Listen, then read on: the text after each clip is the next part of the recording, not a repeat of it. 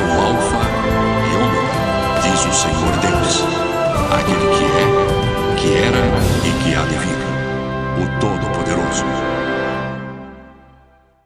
Aleluia, louvado seja Deus por essa noite de sexta-feira, hoje dia 7 de outubro de 2022, estamos começando mais uma aula do nosso Instituto Bíblico Cristo Vive, e como nós estamos meditando dentro do capítulo de número 5 da carta de Paulo aos Efésios, nós vamos começar, como sempre, lendo em oração todo esse capítulo. Ao Senhor toda a honra e toda a glória. Bem-vindos os que aqui se encontram presencialmente comigo, em Cristo Jesus. E os que estão à distância também acompanhem-me nesta leitura espiritual de Efésios, capítulo 5. Sede, pois, imitadores de Deus, como filhos amados, e andai em amor, como também Cristo nos amou e se entregou a si mesmo por nós, como oferta e sacrifício a Deus em aroma suave. Mas a impudicícia e toda sorte de impurezas ou cobiça, nem sequer se nomeie entre vós, como convém a santos. Nem conversação torpe, nem palavras vãs ou chocarrices, coisas essas inconvenientes. Antes, pelo contrário, ações de graças. Sabei, pois, isto: nenhum incontinente, ou impuro, ou avarento, que é idólatra, tem herança no reino de Cristo e de Deus. Ninguém vos engane com palavras vãs, porque por essas coisas vem a ira de Deus sobre os filhos da desobediência. Portanto, não sejais participantes com eles, pois outrora erais trevas, porém agora sois luz do Senhor. Andai como filhos da luz, porque o fruto da luz consiste em toda bondade e justiça e verdade, provando sempre o que é agradável ao Senhor. E não sejais cúmplices nas obras infrutíferas das trevas, antes, porém, reprovai-as, porque o que eles fazem em oculto, o só referir é vergonha. Mas todas as coisas, quando reprovadas pela luz, se tornam manifestas, porque tudo que se manifesta é luz. Pelo que diz: desperta, ó tu que dormes, levanta-te de entre os mortos, e Cristo te iluminará. Portanto, vede prudentemente como andais, não como nécios, e sim como sábios, remindo o tempo, porque os dias são maus. Por esta razão, não vos torneis insensatos, mas procurai compreender qual a vontade do Senhor. E não vos embriagueis com vinho, no qual há dissolução, mas enchei-vos do Espírito, falando entre vós com salmos, entoando e louvando de coração ao Senhor, com hinos e cânticos espirituais, dando sempre graças por tudo a nosso Deus e Pai, em nome de nosso Senhor Jesus Cristo, sujeitando-vos uns aos outros no temor de Cristo. As mulheres sejam submissas ao seu próprio marido, como ao Senhor, porque o marido é o cabeça da mulher, como também Cristo é o cabeça da igreja, sendo este mesmo o Salvador do corpo. Como, porém, a igreja está sujeita a Cristo, assim também as mulheres sejam em tudo submissas ao seu marido. Maridos, amai vossa mulher, como também Cristo amou a igreja e a si mesmo se entregou por ela, para que a santificasse, tendo-a purificado por meio da lavagem de água pela palavra, para apresentar a si mesmo igreja gloriosa, sem mácula, nem ruga, nem coisa semelhante, porém santa e sem defeito. Assim também os maridos devem amar a sua mulher como ao próprio corpo. Quem ama a esposa, a si mesmo se ama, porque ninguém jamais odiou a própria carne, antes a alimenta e dela cuida, como também Cristo o faz com a igreja, porque somos membros do seu corpo. Eis porque deixará o homem a seu pai e a sua mãe, e se unirá à sua mulher, e se tornarão os dois uma só carne. Grande é este mistério, mas eu me refiro a Cristo e à igreja. Não obstante, vós, cada um de per si, também ame a própria esposa como a si mesmo, e a esposa respeite ao marido. Glória a Deus. Nós estamos na reta final da carta de Paulo aos Efésios, e para toda essa carta nós demos o título que nós tiramos do capítulo 5, versículo 18. Vamos repetir: enchei-vos do Espírito. Essa é uma ordem, tá? A ordem que Deus dá na sua palavra para os seus filhos e suas filhas é: enchei-vos do Espírito. Isso significa muitas coisas.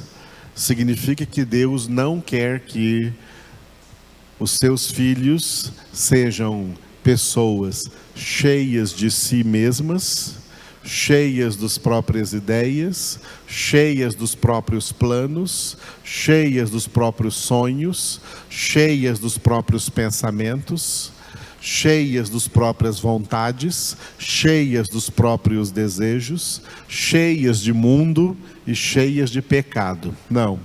Deus quer que seus filhos sejam esvaziados de tudo isso para serem única e exclusivamente cheios do Espírito Santo. Por isso, essa exortação que nós lemos aqui e trabalhamos sobre essa exortação durante algumas aulas, cada sexta-feira aqui no versículo 18, capítulo 5, versículo 18, ela é uma introdução, e esse versículo 18 que nós lemos, capítulo 5, versículo 18, ele vai ser um versículo de referência para todos os versículos que nós vamos passar a partir de hoje, né?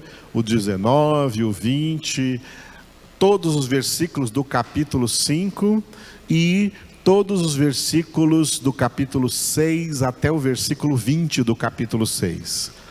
Então, quem estiver anotando aí, anote o seguinte: encher-se do Espírito Santo tem tudo a ver com o que está escrito nos versículos de Efésios capítulo 5, 19 até o capítulo 6, versículo 20.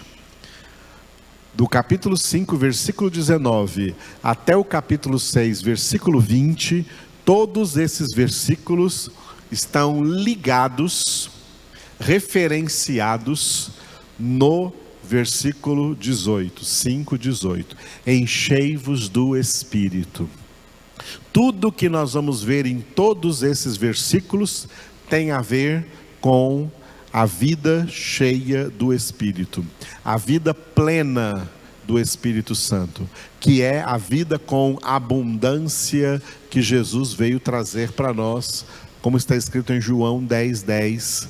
Eu vim para que tenham vida e a tenham com abundância. Essa abundância é abundância de vida espiritual e de vida eterna. E essa vida é Jesus. eu sou o caminho, a verdade e a vida, eu sou a ressurreição e a vida, eu sou o pão da vida, eu sou a luz da vida, Jesus é a vida.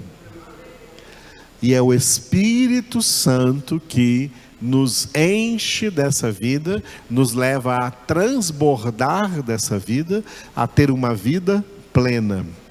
Um dos propósitos mais excelentes na obra da salvação é que cada pessoa alcançada pela obra da salvação, a partir da sua conversão até o fim da sua vida, da sua peregrinação nessa terra, viva uma vida espiritual plena, uma vida cheia do Espírito Santo.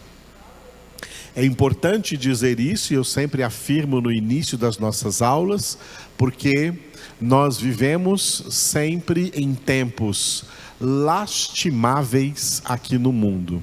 Não só do ponto de vista das pessoas que não são convertidas, mas pior do que as pessoas que não são convertidas, é pessoas convertidas que, apesar de terem experimentado uma conversão real e terem se tornado filhos e filhas de Deus, eles não vivem uma vida plena. Eles não vivem uma vida cheia do Espírito Santo de Deus. A maioria esmagadora das pessoas assim denominadas crentes, protestantes, evangélicas, não estão vivendo essa vida plena. Estão vivendo uma vida espiritual medíocre, fracassada, fraca, pobre espiritualmente, e por isso se tornam, tal como as pessoas do mundo, cheias de coisas das quais Deus gostaria mais de esvaziá-las dessas coisas, para enchê-las com o Espírito Santo. Então o que acontece? Quem são as pessoas que vão verdadeiramente experimentar a vida plena, ser verdadeiramente cheios do Espírito Santo, entre as pessoas chamadas de crentes, de evangélicos? São aquelas pessoas que Jesus denominou em Mateus 22:14 de poucos escolhidos. Muitos são chamados, poucos escolhidos. Esses dois grupos denominados por Jesus, muitos significa a maioria, muitos chamados, e poucos escolhidos significam uma minoria. Esses dois grupos, é bom que se saiba disso, que se tome consciência disso. Esses dois grupos aqui são dois grupos de crentes. Os descrentes não estão incluídos aqui nesses dois grupos. Os descrentes, as pessoas não convertidas, os ímpios, que sempre foram e sempre serão a maioria esmagadora no mundo inteiro, em todas as gerações. Os ímpios não fazem parte nem do grupo dos muitos chamados e muito menos do grupo dos poucos escolhidos. Quando Jesus fala sobre os muitos chamados, um grupo grande, e poucos escolhidos, um grupo pequeno, um grupo bem menor, ele está falando nesses dois grupos acerca de todos os crentes na face da terra. Todos os crentes na face da terra, não é porque são crentes que vão para o céu. Caia na real e tome consciência. Não é porque é crente, não é porque faz parte de uma denominação evangélica, não é porque se diz evangélico que vai para o céu. A maioria dos crentes não vai para o céu, porque a maioria dos crentes pertence ao grupo dos muitos chamados. Para o céu só vão aqueles que são denominados por Jesus de poucos escolhidos. E existem muitas razões para isso. Uma dessas razões é que os muitos chamados, apesar de terem experimentado conversão, eles vão perder o que ganharam. Eles estão representados na parábola das 10 virgens como as 5 virgens tolas.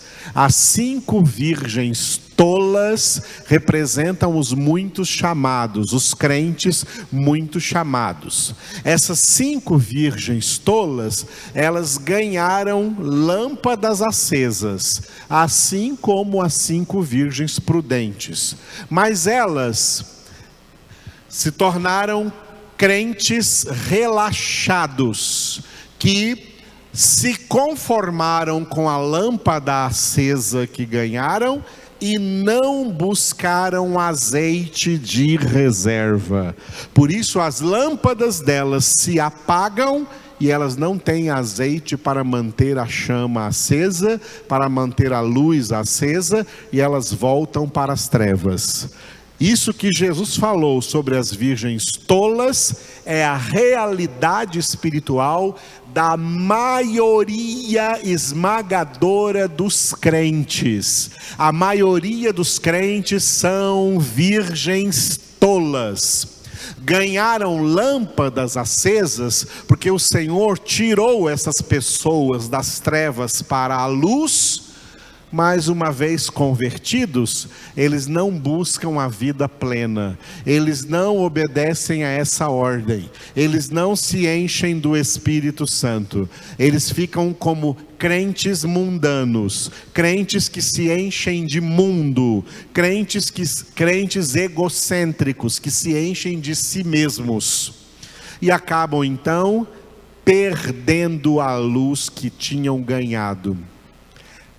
Os poucos escolhidos, em contrapartida, eles são comparados às 5 virgens prudentes, que assim como as tolas, também ganharam lâmpadas acesas.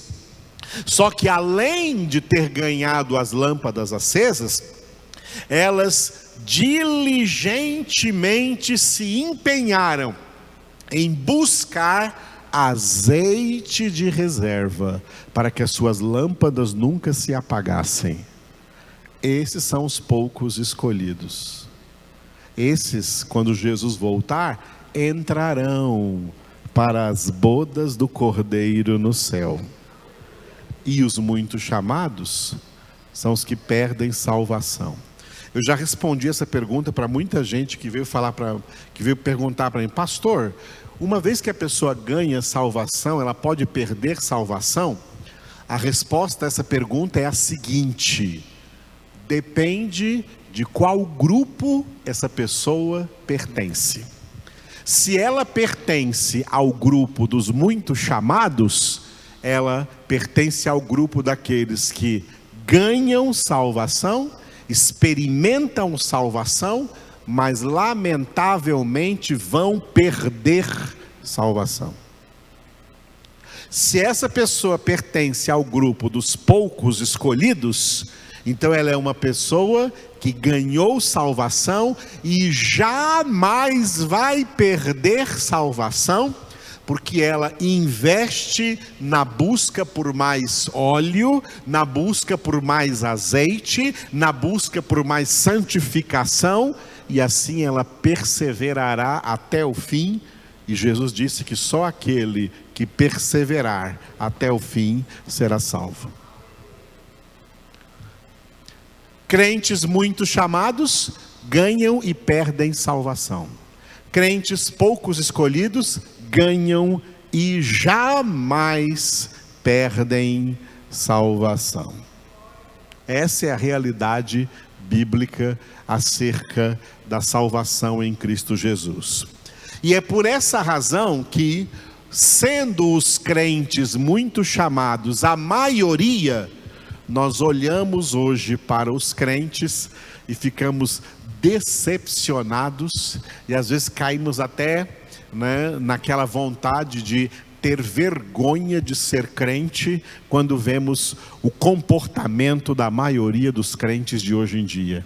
Comportamento de pessoas vazias de Deus, vazias de conhecimento, vazias de sabedoria, vazias de palavra, vazias do Espírito Santo, mas cheias de mundo, cheias de ideias do mundo, e hoje em dia então, cheias de política. Crentes cheios de política são desviados do Evangelho de Cristo Jesus, porque quem está cheio da palavra de Deus, pertence ao reino de Deus, reino de Jesus, o qual ele disse: o meu reino não é deste mundo.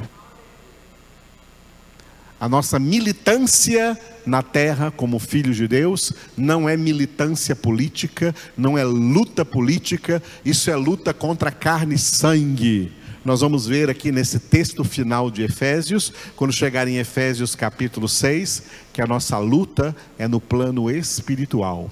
Não é no plano físico, não é no plano antropológico, não é no plano social, não é no plano ideológico, não é no plano político. A nossa luta é a luta no plano espiritual, e para essa luta, Deus já nos deu em Cristo Jesus tudo o que precisamos para ser mais que vencedores. Glória a Deus. Então, em quem você vai votar? Não me interessa. E nem interessa para Deus. O que interessa para Deus é: você está se santificando?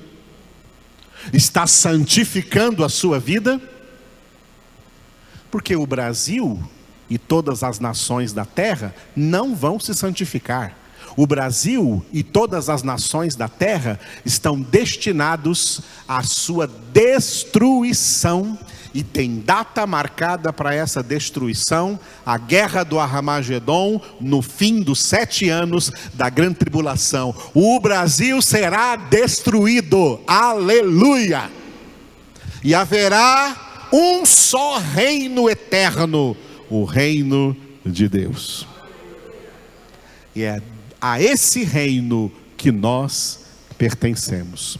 Portanto, se esvazie dessa sujeira chamada política, se esvazie de ideologias humanas e seja cheio do Espírito Santo de Deus. Enchei-vos do Espírito de Deus, é o que diz a palavra. E a partir do versículo 19, como que nós vivemos uma vida cheia do Espírito, vivemos enchendo-nos do Espírito de Deus. É o que veremos a partir do versículo 19, e pegando primeiro os versículos que vai do 19 até o 21, nós demos a esses 3 versículos o título de, repita, piedade. Muito bem. Piedade foi aquilo que nós introduzimos na sexta-feira passada, né? Onde está escrito piedade, você poderia ler, repita comigo, espiritualidade. É isso que é piedade, tá? Piedade não é pena, ter pena de alguém. Piedade não é ter dó de alguém. Piedade é uma qualidade de quem é pio, que é o contrário de ímpio. Expliquei isso na nossa aula da semana passada, tá? O justo, ele deixou de ser ímpio, ele foi convertido de ímpio. Antes da conversão ele era ímpio, e uma vez convertido ele é pio, que é a mesma coisa de justo, é alguém que tem piedade. O ímpio tem impiedade, porque ele não tem espiritualidade. O ímpio não é homem espiritual, o ímpio é homem natural. O justo é pio, porque ele tem piedade, porque ele tem vida espiritual, ele tem relacionamento com Deus, e o maior investimento diário que ele faz na sua vida é na sua vida espiritual, para se encher cada dia mais do Espírito Santo de Deus, para crescer na graça e no conhecimento do Senhor. Mas só os poucos escolhidos vão fazer isso, os muitos chamados não vão. Muito bem, então essa é uma palavra que é para todos, mas os muitos chamados nunca vão obedecê-la. Os muitos chamados escutam essa palavra, mas não praticam. É o Mateus 7, aqueles que escutam e não praticam, edificam sobre a areia. Os poucos escolhidos são aqueles que escutam e praticam, por isso edificam sobre a rocha. E edificados sobre a rocha, as portas do inferno não prevalecerão contra eles. Eles serão sempre mais que vencedores em Cristo Jesus, porque são pessoas piedosas, pessoas que têm piedade, pessoas que têm espiritualidade. Essa espiritualidade exige uma certa prática, que nós chamamos na aula passada de o exercício da piedade, recomendado pelo apóstolo Paulo a Timóteo, em 1 Timóteo capítulo 4, versículos 7 e 8. Foram 2 versículos que nós trabalhamos aqui na nossa última aula, não vou repetir hoje, né? Quem não pegou essa aula, que veja a aula da semana passada, que eu dediquei a aula da semana passada para explicar o que é o exercício da piedade, que é o exercício da espiritualidade cristã, e que para esse exercício existe um tripé, 3 coisas importantes. A primeira delas, a meditação na palavra, a meditação diária, diuturna na palavra de Deus, a vida de oração e a vida de congregação. Tá? E a vida de congregação. Resumindo em 3 palavras, repita comigo, diga: palavra, oração, congregação. De novo, palavra, oração, congregação. Essas 3 coisas de qualidade formam o tripé do exercício da piedade, do exercício da vida espiritual. É a forma de vivermos todos os dias, sempre cheios do Espírito Santo, experimentando a vida plena, plenitude de vida espiritual, a vida com abundância que Jesus veio nos trazer e nos deu. Aleluia. Muito bem, vamos entrar nesse texto então, que eu dei o título de piedade, e que é composto aí de 3 versículos, né? O 19, o 20 e o 21. Como que esse texto está dividido? Ele está dividido assim, ó. O 19 e o 20 falam sobre a, repita comigo, dimensão vertical. E o versículo 21... ele vai introduzir o que nós vamos chamar aqui de, repita, dimensão horizontal. Dimensão vertical da piedade, da espiritualidade do crente, e dimensão horizontal da piedade, da espiritualidade do crente. Essa vida espiritual, ela tem essas 2 dimensões. Olha o gesto que eu vou fazer aqui: dimensão vertical e dimensão horizontal. Percebeu que nesse gesto aqui, vertical e horizontal, faz a forma de uma cruz. Tome a sua cruz. A cruz é essa. A cruz tem 2 hastes, uma haste vertical e uma haste horizontal. Muito bem. Dessas 2 hastes, qual é a mais importante? A vertical ou a horizontal? A vertical. Porque sem a vertical, a horizontal não ia ficar flutuando aqui em cima. A horizontal precisa da vertical para ela existir. Sem a dimensão vertical, não existe a dimensão horizontal. A dimensão vertical representa o nosso relacionamento com Deus. Essa dimensão vertical representa o nosso relacionamento com Deus. E a dimensão horizontal representa o nosso relacionamento com o próximo, com os outros homens, com os outros seres humanos. Sejam eles quem forem, sejam convertidos ou não convertidos, sejam da família ou não da família, sejam da sociedade, do local de trabalho, do local de estudo, da onde seja.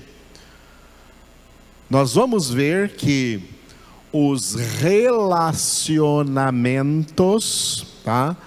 Em todos esses textos que nós vamos ver daqui para frente, vamos ver que os relacionamentos, a forma como nos relacionamos, tanto com Deus como com as outras pessoas, influenciam na nossa vida espiritual. Ou influenciam negativamente, ou influenciam positivamente. Deus quer que nós sejamos sábios para aprender a administrar os nossos relacionamentos em favor da nossa espiritualidade. Porque se não formos sábios, não soubermos administrar os relacionamentos, eles vão comprometer negativamente a nossa espiritualidade. Então, relacionamentos podem nos ajudar a nos encher do Espírito Santo, como pode nos ajudar a nos esvaziar do Espírito Santo. Cuidado com a forma com que você se relaciona, tanto com Deus, quanto com o próximo. Tá? Quanto com o próximo. Alguém podia pensar assim, mas se relacionando com Deus, né, nunca vai dar errado, sempre vai dar certo. Depende. Tem gente que está pensando que se relaciona com Deus de forma correta, mas está se relacionando com Deus de forma incorreta e não tem bênção. Tem uma ilusão espiritual, tem uma ilusão religiosa e não uma verdadeira espiritualidade que provém de uma correta relação com Deus, um correto relacionamento com Deus. Tem muita gente que se relaciona com Deus de maneira incorreta, inclusive de maneira antibíblica, seguindo orientações ou desorientações das heresias, relacionando-se com Deus desse jeito. Vou dar um exemplo, lá no Antigo Testamento, né, Deus falou através do profeta Miqueias, que ele estava aborrecido com o seu povo, porque esse povo estava cultuando a Deus da mesma forma que eles também cultuavam a falsos deuses, oferecendo os mesmos sacrifícios que eles e outros ímpios ofereciam a outros deuses. Eles vinham oferecer esses mesmos sacrifícios ao Deus verdadeiro, ao Deus de Israel, pensando que estavam agradando a Deus. Então não é porque uma pessoa está pretensamente se relacionando com Deus que ela é uma pessoa espiritualmente correta diante de Deus. Não, senhor. Relacionamentos, seja com Deus, seja com o próximo, relacionamentos têm critérios a ser observados. Relacionamento não é uma coisa que se faz de qualquer maneira. Relacionamentos são comparados a construções. Você não pode construir uma casa de qualquer jeito. Você tem que construir uma casa com o auxílio aí de engenheiros, com o auxílio de arquitetos, de pessoas que trabalham na construção civil, para construir uma casa firme, construir uma casa bem fundamentada, que não vai desabar, que não vai cair, construir uma casa num terreno que não tenha risco de desmoronamento, de queda, construir paredes sólidas, colunas até o telhado. Você tem critérios para construir uma casa. Relacionamentos são construções que a gente faz.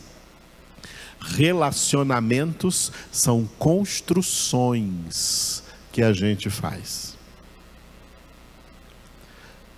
Porque está já há muitas décadas tão na moda, tão normal, por exemplo, o divórcio, para casamentos que não dão certo. Por que esses casamentos não deram certo? Porque foram casas mal construídas, foram relacionamentos mal construídos. E não pense só que casamento que dá errado é o que dá em divórcio, não. Muitos casais fracassados não divorciam por uma série de motivos, por uma série de razões. Vivem juntos até a morte em um casamento fracassado, em uma casa caída. Porque são pessoas que não tiveram sabedoria para construir um relacionamento positivo e construíram um relacionamento negativo. Isso pode acontecer tanto em relação a Deus, na dimensão vertical, como em relação ao próximo, na dimensão horizontal. Bom, podemos fugir de relacionamentos? Não, é impossível. Nós precisamos dos relacionamentos.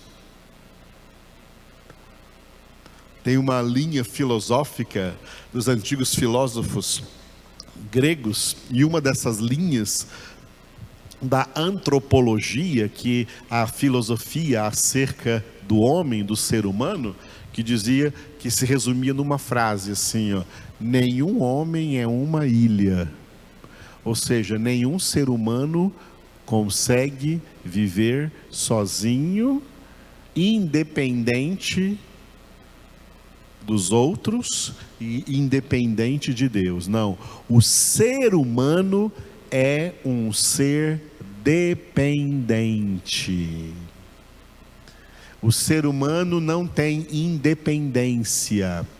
O único ser que é totalmente independente, que não depende de nada e não depende de ninguém, é Deus. Deus não depende de nada e de ninguém, só de si mesmo. Deus não precisa de nada de ninguém. Deus não precisa de ar, Deus não precisa de água, Deus não precisa de alimento, Deus não precisa de nós, Deus não precisa de pessoas, Deus não precisa do universo, Deus não precisa do sol, da lua, do dia, da noite, Deus não precisa de nada. Deus é autossuficiente, ou seja, Ele é suficiente para si mesmo, Ele se basta a si mesmo. Deus não precisa de nada, não precisa de ninguém, tá? Ele é o único ser totalmente independente. Independente de tudo que existe no universo, independente de todas as pessoas, de todos os homens, de tudo que existe, Deus continua sendo Deus. Deus continua sendo o mesmo Deus santo, onipotente, onisciente, onipresente, sábio, soberano, eterno. Ele é Deus por toda a eternidade, imutável, nada muda, porque Ele é perfeito e não precisa de nada, não precisa de ninguém, Ele é independente. Mas nós não. Nós somos seres completamente dependentes. Em primeiro lugar, dependemos de Deus. Dependemos de Deus para existir. Sem Deus nós não existiríamos. Dependemos de Deus para viver. Fora de Deus não há vida. Nem vida biológica, bios, nem vida sobrenatural, espiritual, vida eterna, vida zoe. Dependemos de Deus. Mas nós não dependemos só de Deus. Nós dependemos de tudo quanto Deus criou. Nós dependemos dos anjos. Por isso que Deus criou os anjos. Hebreus capítulo 1, versículo 14. Quem são os anjos? Espíritos ministradores enviados por Deus a serviço dos que hão de herdar a salvação. Se nós não precisássemos desse serviço, Deus não teria criado os anjos. Ele criou os anjos para nos servir, porque nós precisamos desse serviço dos anjos. Nós precisamos da biodiversidade natural que Deus colocou no universo. Nós precisamos de tudo que existe no reino mineral, de tudo que existe no reino animal, de tudo que existe no reino vegetal. Nós precisamos. Precisamos da vaquinha. Como é que íamos comer a picanha? O filé. Contra o filé. Precisamos da galinha. Como íamos comer o ovo? A carne branca. Precisamos do peixe, que absorve para nós a vitamina D diretamente dos raios solares filtrados pela água, e nós comemos e é bom para o nosso organismo. Nós precisamos de tudo que Deus criou. Nós somos dependentes de tudo que Deus criou, de todas as plantas. Nas plantas tem, nos vegetais tem as frutas, tem os legumes, tem as raízes, tem os remédios. Tudo quanto Deus criou, nós precisamos. Nós somos dependentes disso. Somos dependentes do ar, somos dependentes da água. E também somos dependentes uns dos outros. Somos dependentes uns dos outros. Somos dependentes das pessoas que trabalham para que chegue para nós energia elétrica. Somos dependentes das pessoas que trabalham para que chegue a nós a água. Somos dependentes das pessoas que trabalham para chegar a nós a internet. Somos dependentes das pessoas que fazem chegar a nós as roupas que usamos, toda a comida que comemos, desde a sua produção até a sua industrialização, até a sua comercialização, até chegar na nossa mesa. Olha quanta gente está por aí. Se ficamos doentes, precisamos de médico, ou precisamos de qualquer outro tipo de profissional em nossa vida, de acordo com a necessidade que nós temos. Somos seres que têm necessidades e precisamos de pessoas, somos dependentes de pessoas que Deus coloca para nos ajudar a suprir essas necessidades. Então nós somos seres dependentes. Dependemos de pessoas, pessoas também dependem de nós. Todos nós, seres humanos, somos dependentes uns dos outros. E é então interessante que nós somos dependentes, não apenas de pessoas que são de Deus, não. Até pessoas que são do diabo, nós dependemos delas. Dependemos de pessoas, muita gente que não é convertida. Não? Falei de médico, por exemplo. Se você ficar doente e só tiver um médico que seja ateu, possuído pelo diabo, mas ele sabe muito bem de medicina e pode cuidar de você, você depende dele. Ah, não, eu quero um médico crente. Então você morre. Então você morre. Você precisa de um médico, não importa a espiritualidade dele, mas ele é uma pessoa capacitada, competente para te ajudar naquela necessidade que você precisa dela. E assim todas as demais coisas. Somos seres dependentes. Por isso que nós não podemos nunca, né, fugir dessa questão relacional. Nós somos seres criados para construir relacionamentos. E a construção desses relacionamentos, se for uma construção sábia, se for uma construção positiva, a construção desses relacionamentos vai viabilizar que nós permaneçamos sempre cheios do Espírito Santo. Mas se a construção desses relacionamentos for uma construção não sábia, for uma construção abalável, for uma construção fraca, são relacionamentos que vão trabalhar para nos esvaziar do Espírito Santo, para nos deixar tristes, para nos deixar apáticos, para nos deixar chateados, para nos deixar deprimidos. Tudo por causa de relacionamentos. Relacionamentos podem nos fazer bem e relacionamentos podem nos fazer mal. Depende da forma como nós os construímos. Como cada um de nós, como filhos e filhas de Deus, aprendemos aqui na palavra a construir bons relacionamentos. Aleluia. É claro e evidente, e a palavra também fala disso, que existem certos relacionamentos que nós não devemos ter. Não devemos ter de forma alguma. Não devemos ter esse relacionamento de forma alguma. Não devemos buscar esses relacionamentos de forma alguma. Inclusive a Bíblia fala para fugir de determinados relacionamentos. Isso também é sabedoria.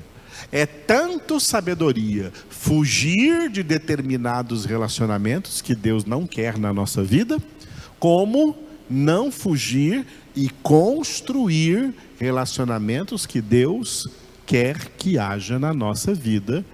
Porque uma das coisas que Deus disse assim que criou o homem, Gênesis 2, ele disse: não é bom que o homem esteja só. Aí começou a falar logo de um relacionamento lá, que é o relacionamento conjugal. Vamos falar sobre isso. Mas não é só de um cônjuge que o homem precisa. O homem precisa de vários relacionamentos, e ele tem que saber a ordem certa desses relacionamentos, a relevância certa desses relacionamentos e como construir bem esses relacionamentos em prol da plenitude de vida espiritual que ele precisa para se manter sendo sempre mais que vencedor em meio a todas as coisas. Está vendo como isso é importante? Por isso, esse tema dos relacionamentos na dimensão vertical, relacionamento com Deus, e na dimensão horizontal, relacionamento com o próximo, esse tema dos relacionamentos estará presente aqui, desde o versículo 19 do capítulo 5, até o versículo 20 do capítulo 6. Porque esses relacionamentos têm relação direta com a plenitude de vida espiritual. Aleluia. Para mantermos vida espiritual plena, temos que saber administrar positivamente esses relacionamentos. Porque a administração negativa desses relacionamentos trabalha para nos esvaziar do Espírito. É muito delicado isso, tá? Então vamos ver passo por passo, começando da dimensão vertical, para a qual Paulo dedica 2 versículos, né? O 19 e o 20. E nessa dimensão vertical, o 19 tem o título de, diga, louvando. E o 20 de, diga, agradecendo. Muito bem. Esses dois verbos aí, louvando, agradecendo, né? Eles estão no que nós chamamos em português de gerúndio. E eles estão representando aqui, como eu adiantei também na sexta-feira passada, os verbos que tem aqui nesses 3 versículos, 19, 20 e 21. Todos eles terminam com ando. Olha o 19, ó. Falando, entoando, louvando. No 20 tem dando graças. E no 21 tem sujeitando. Olha aí, 5 verbos, repitam depois de mim. Falando, entoando, louvando, dando, sujeitando. 5 verbos, todos eles em português aqui no gerúndio, mas na língua grega, que o Novo Testamento foi escrito, não existe na gramática grega o gerúndio, existe o particípio. O particípio é um modo verbal, que é o modo verbal mais usado na Bíblia Sagrada. Tanto no hebraico do Antigo Testamento, como no grego do Novo Testamento.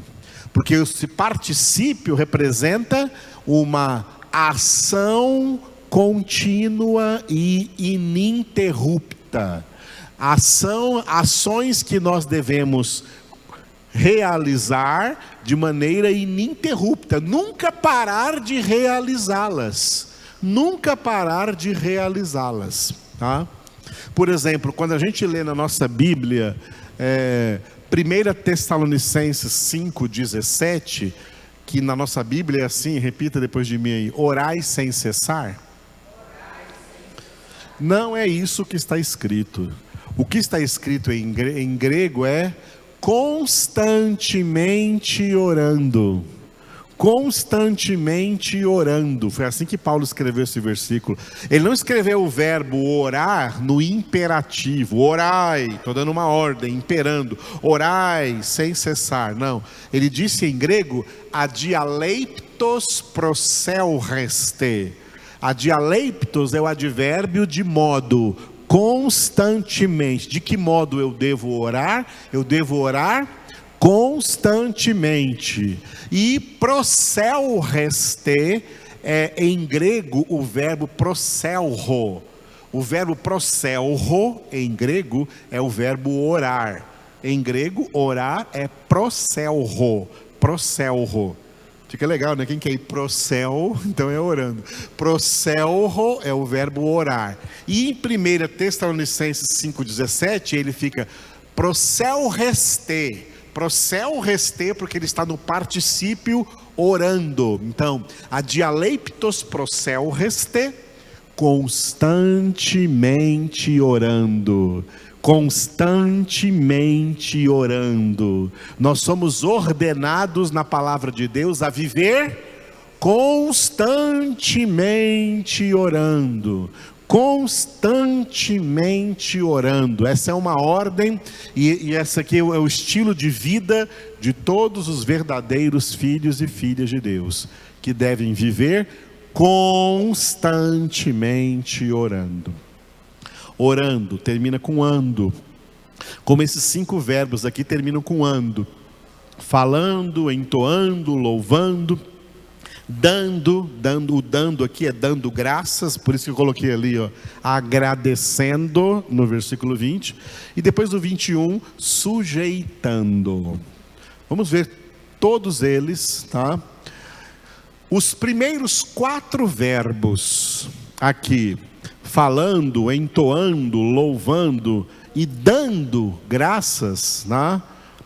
Esses primeiros 4 verbos, eles estão ligados àquela dimensão vertical. A dimensão vertical ao nosso relacionamento com Deus. Então, o versículo 19 coloca 3 coisas importantes que devem fazer parte do nosso relacionamento com Deus, ó.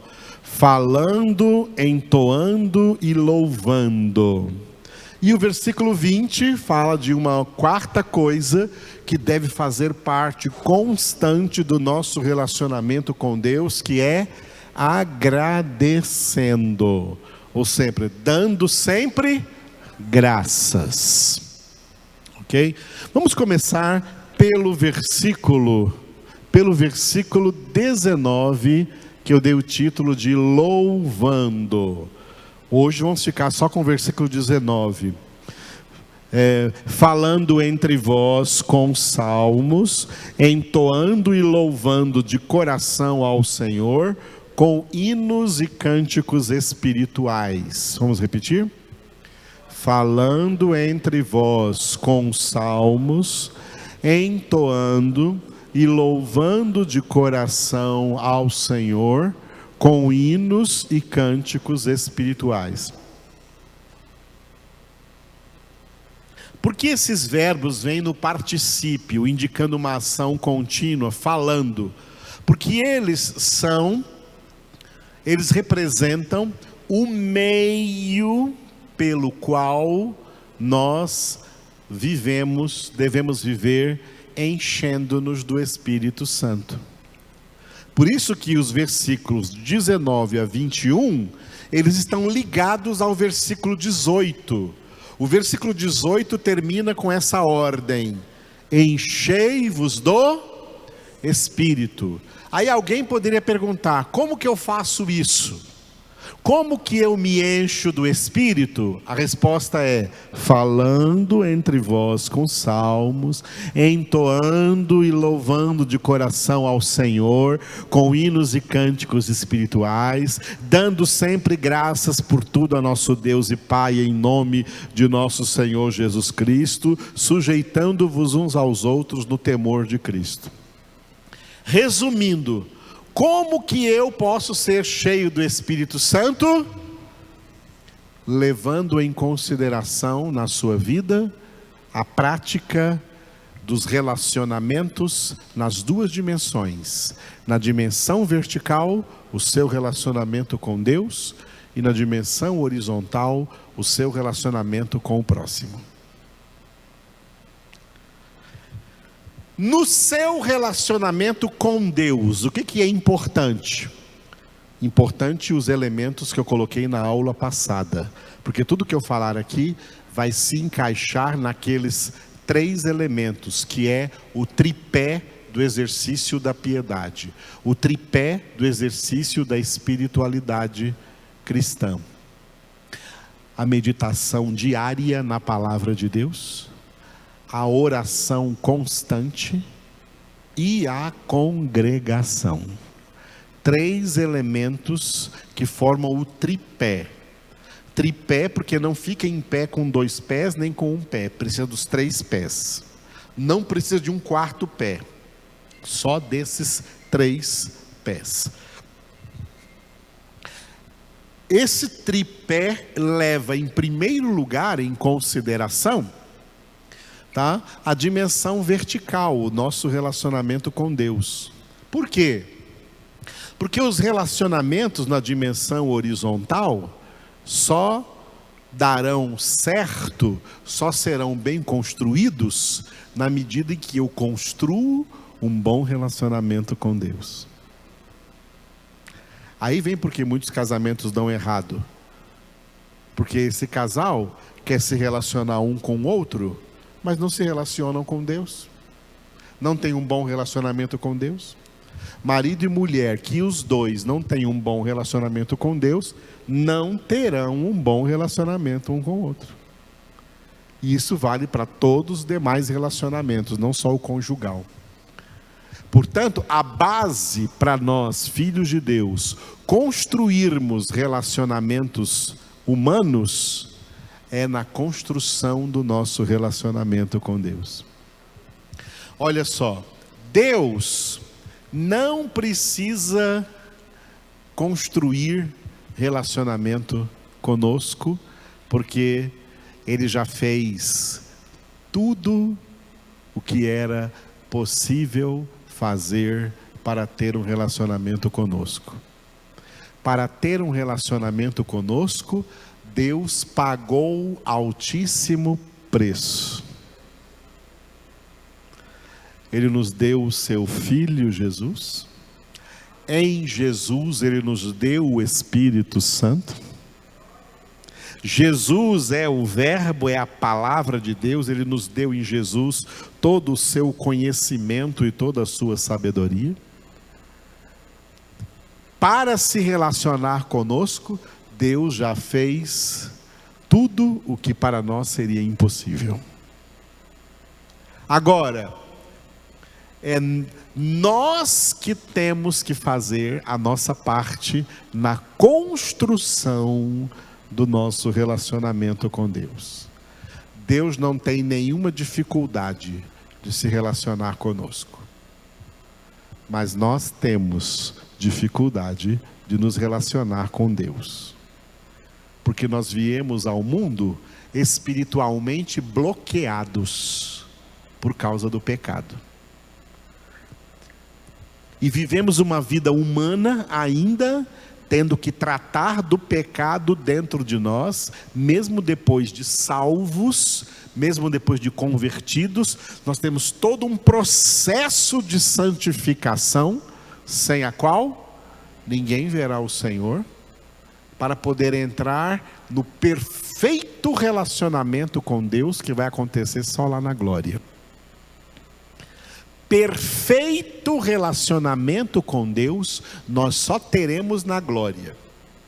Por mais que nós construamos aqui na terra um relacionamento positivo com Deus, por mais positivo e correto, segundo a Bíblia, que esse relacionamento seja, ele não será perfeito, porque ainda tem pecado em nós. Ainda tem tendências e inclinações pecaminosas em nossa alma, das quais nós temos que tratar todos os dias na nossa santificação. Quando chegarmos na glória, não teremos mais nenhum pecado. Então não terá mais nenhuma barreira nos impedindo de relacionar perfeitamente com Deus. Por isso, Deus não tem nenhuma barreira para se relacionar conosco, porque Ele é santo, Ele não tem pecado. Ele não tem pecado, não tem barreira. Quem tem pecado é que tem barreira. Nós é que temos dificuldade em nos relacionar com Deus, porque temos muitas barreiras, que é o pecado, que nós temos que estar tratando. Quanto mais nós evoluímos, quanto mais nós progredimos no processo da nossa santificação, melhor nos relacionaremos com Deus. Mais íntimos nos tornamos de Deus. E melhor nos relacionaremos, portanto, com Ele. É na evolução do processo da santificação. E esse processo envolve muitas coisas resumidas no tripé: meditação na palavra, oração constante e congregação. Tudo isso faz parte, determina o bom, relacionamento com Deus, o máximo de relacionamento com Deus que nós conseguirmos nessa terra, construindo esse relacionamento na dimensão vertical. Aleluia. O que nós lemos nos versículos 19 e 20 estão incluídos aí nesses relacionamentos da dimensão vertical. Primeiro, o verbo falando, repita mais uma vez: falando entre vós com salmos. Bom, quando Paulo coloca entre vós com os salmos, ele está colocando aqui um dos 3 pés do tripé, que é a congregação, porque está falando entre vós. Ou seja, quando nós estamos reunidos, quando nós estamos reunidos para o culto, para a congregação a Deus, uma das coisas que faz parte da congregação é Repita comigo: salmodiar a Deus. É isso que Paulo está falando. O que é salmodiar? Salmodiar é falar entre nós com salmos. Usar o saltério, louvar a Deus com saltério. O que é o saltério? Saltério é o conjunto dos 150 salmos que está aí no maior livro da Bíblia, que é o livro dos Salmos. Salmodiar a Deus. A palavra salmo, né, que nós lemos aqui, é uma palavra totalmente grega. Ela é uma palavra grega, tá? Em hebraico, essa palavra é tehel. Tehel em hebraico e salmos em grego. Traduzida para o português, salmo, no singular, tá? Singular hebraico, tehel. Singular grego, salmos. Não é porque termina com S que é plural, não, é singular. E em português, salmo. No plural, salmos em português, no hebraico é tehelim. Tehelim, salmos em hebraico. E salmoi, terminando com oi, é o plural em grego. Salmos em grego. Tá? Essa palavra significa exatamente o terceiro verbo que está aí, ó, falando, entoando e louvando. Por isso que eu dei o título do versículo 19 com o verbo louvar, louvando. Salmo é louvor. Salmo é louvor. Louvor numa linguagem que pode ser falada, ou louvor numa linguagem que pode ser cantada, entoada. Aqui Paulo coloca os dois, ó, falando e entoando. Falando e entoando, porque essas duas coisas é louvando. Essas duas coisas é salmodiar. Portanto, salmodiar é louvar a Deus. Seja falando entre vós com salmos ou cantando, né? Cantando, entoando e louvando de coração o Senhor com hinos e cânticos espirituais. Na Bíblia não tem somente os 150 salmos nesse sentido. Por todos os livros da Bíblia, se não todos, a maioria deles, existem salmos espalhados, existem hinos espirituais, existem cânticos espirituais espalhados pelos livros da Bíblia, pelos textos da Bíblia. Você pega, por exemplo, Lucas, o Evangelho segundo Lucas, você encontra lá o cântico de Maria, mãe de Jesus, louvando ao Senhor. Minha alma engrandece ao Senhor, meu espírito exulta de alegria em Deus, meu Salvador, etc. Você encontra ali o cântico, o hino levantado por Zacarias, o pai de João Batista, que foi curado da mudez quando disse que o nome do filho dele tinha que ser João. Ele tinha ficado mudo até desde a concepção, quando o anjo Gabriel revelou que ele ia ter um filho. E quando foi para dar o nome, as pessoas queriam dar o nome dele, de Zacarias, ele mandou pegar uma tábua e escrever: o seu nome é João. Quando ele escreveu que o nome do menino deveria ser João, ele foi curado da mudez, e a primeira coisa que ele falou foi o hino de Zacarias, que está aí também em Lucas. Em Lucas tem o cântico de Simeão, o velhinho que foi conduzido pelo Espírito Santo ao templo, quando Maria e José levaram o menino Jesus para ser apresentado, e Simeão o tomou em seus braços e louvou a Deus. Nunc dimite servum tuum dominum secundum verbum tuum in pace. Em línguas estranhas. Ele louvou a Deus com um cântico que está aí em português. Agora podes despedir em paz o teu servo, Senhor, segundo a tua promessa, porque eu os meus olhos viram a tua salvação. E assim você encontra vários hinos de louvor que podem ser chamados de salmos por toda a Bíblia, não só lá no livro dos Salmos.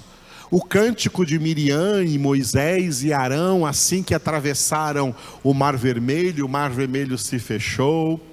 O cântico de Ana, mãe de Samuel, quando veio apresentar o seu filho Samuel diante do sacerdote Eli, porque foi um milagre de Deus na vida dela. O cântico de Ana. E assim vários cânticos espalhados por toda a Bíblia, por toda a palavra de Deus. São palavras de Deus. Então, nós somos orientados aqui, além de ter aqui o aspecto da congregação, falando entre vós com salmos, aqui tem o aspecto da palavra. Porque esses salmos, esses hinos, esses cânticos espirituais estão aqui, na palavra de Deus. Estão escritos aqui na palavra de Deus. Tá? E podem ser tanto falados como entoados. Glória a Deus. Hoje nós temos um grande problema com essa questão de música evangélica, de música gospel, porque essas músicas de hoje que são cantadas nas igrejas, dentre as que mais fazem sucessos, não são hinos espirituais, não são cânticos espirituais, são músicas antropocêntricas,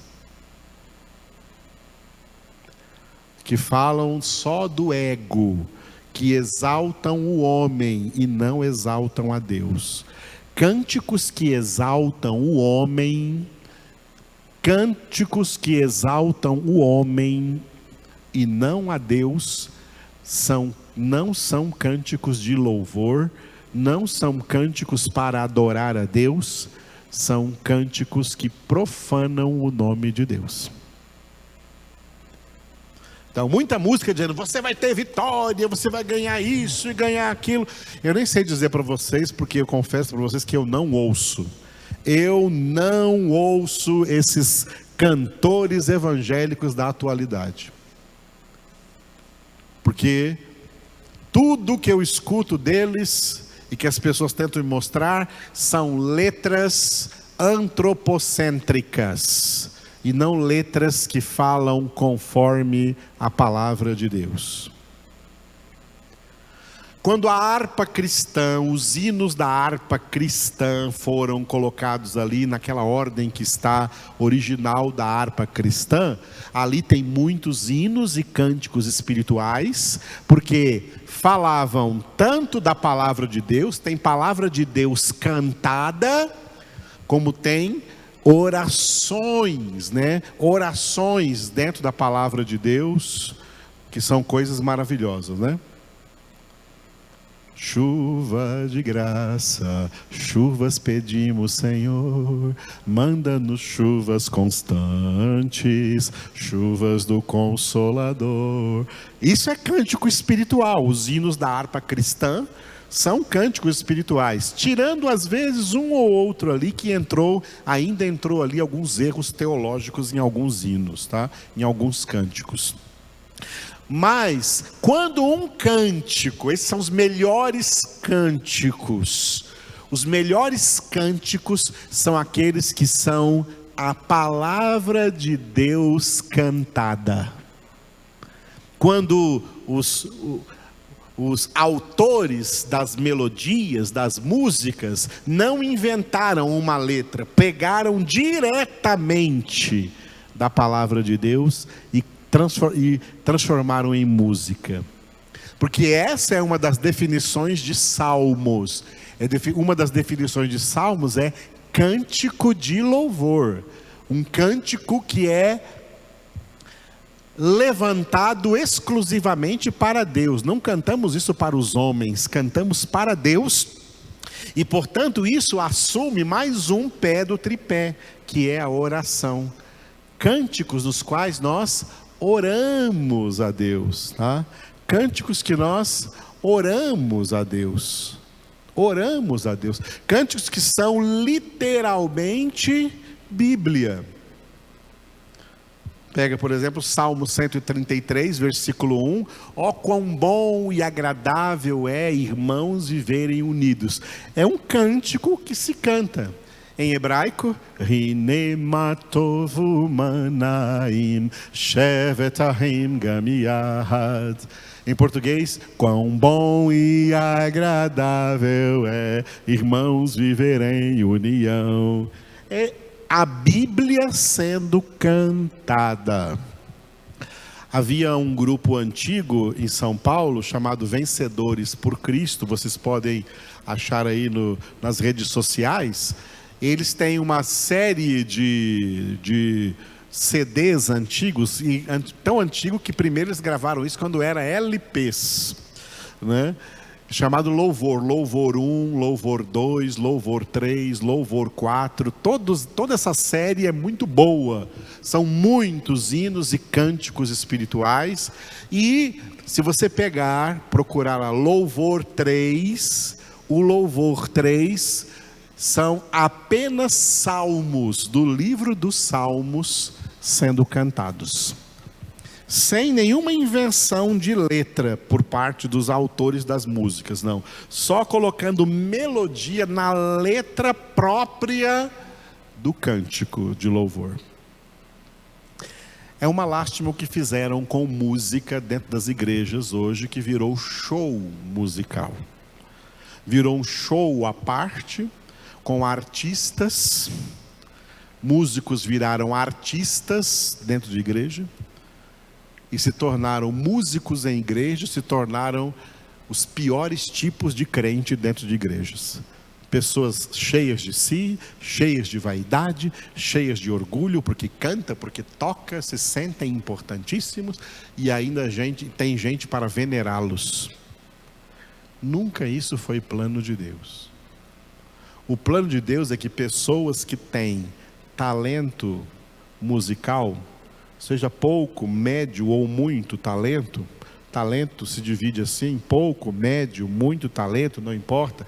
Pessoas que têm algum talento musical, a tarefa delas como filhos de Deus é dar à congregação o tom correto para se cantar uma determinada melodia.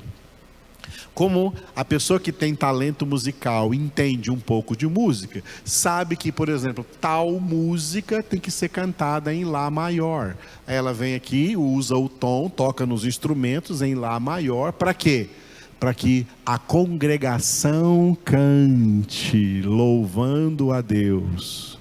Aqui não fala para ficar ouvindo outros cantarem. Aqui fala para todos cantarem. Para todos cantarem. Como tem showzinhos em igreja onde as pessoas têm que ficar sentadas ouvindo alguém lá na frente cantar. Não, nada disso. Não está escrito para nós ficarmos ouvindo ninguém cantando. É para cantarmos, é para entoarmos. Entoar vem de tom. Então quem vai dar o tom correto de cada música? Tem uma música que se colocar em dó maior, ela fica muito baixa. Então você coloca ela em ré maior ou em mi maior. Mas se colocar ela em sol, fica muito alta. Então é para isso que os músicos na igreja existem, para dar o tom correto, onde todo mundo possa alcançar a tonalidade, para que todos juntos cantem. Não cantores profissionais, artistas musicais, cantando aqui para se mostrar para os outros, dando seu showzinho à parte, porque aí é eles que passam a ser louvados, e não a Deus, e aí o nome de Deus é profanado. E isso tem acontecido em igrejas nessa área de música. Músicas contaminadas se transformam em shows. Estava só ouvi, né, uma banda cantando uma música que eu canto aqui de vez em quando, que é um hino antigo, né? que é O Rei Está Voltando, O Rei Está Voltando, né? Muito bonita, por sinal, a letra boa, correta, a letra, né? E como eu gostei do jeito que o pessoal estava cantando, eu baixei as imagens, aí eu me decepcionei,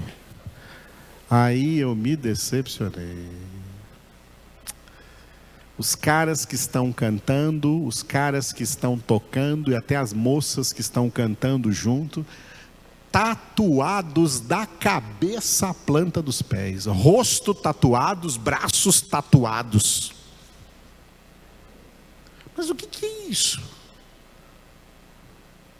O corpo não é o santuário do Espírito Santo? O dono do corpo não é o Espírito Santo? Eles pediram autorização para o dono para tatuar isso? Coisa que fica para sempre aí? Que mau exemplo. Está cheio de crentes tatuados, pastores tatuados, pregadores tatuados, músicos tatuados, acharam isso bonito. Profanando o templo do Espírito Santo de Deus. E isso desvaloriza tudo o que eles estão fazendo, em termos de pregação, ou em termos de música, em termos de cânticos para Deus. Perdem a autoridade espiritual. Que pena. Se esvaziam do Espírito Santo e se enchem de si mesmos e querem se tornar artistas e se igualar aos artistas de Satanás aí no mundo, que estão todos tatuados. Perderam, desviaram-se do Evangelho de Cristo. Enchei-vos do Espírito Santo, e o 19 nos coloca no centro da congregação, falando entre nós com salmos, entoando e louvando de coração, não é da boca para fora, é de coração ao Senhor, com hinos e cânticos espirituais. Eu sou o Alfa e Ômega, diz o Senhor Deus, aquele que é, que era e que há de vir, o Todo-Poderoso.